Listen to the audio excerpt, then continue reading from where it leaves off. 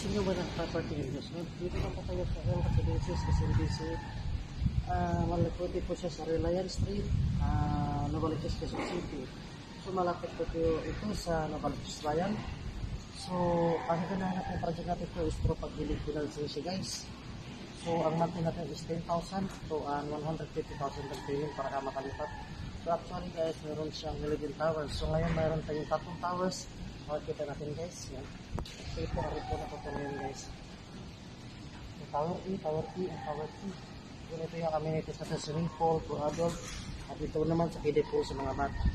Then ito po yung clubhouse natin. Yan po. Yan. So yung tower natin guys is 7th floor lang. So low rise pa siya. So ito yung mga available natin ng mga project is with balcony ito, flexi suite with balcony at meron tayong flexi suite na walang balcony. So makikita natin guys. So maganda mag-invest ito guys is through pag-ibig financing sa so affordable sa. So ito po yung ano natin guys.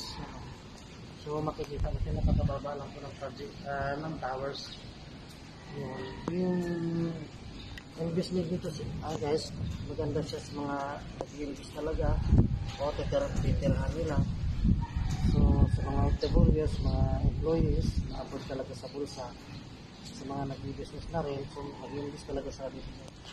So nakikita naman natin dito sa area nila is napakaganda. Hindi sa crowded guys. So yun po kami nito natin sa 4 feet. So ngayon guys, so ito yung project natin na through pag-ibig financing. So kagandahan siya guys, Manila area lang siya. Boundary nito is Caloocan. Dito bilong pa ito na Quezon City.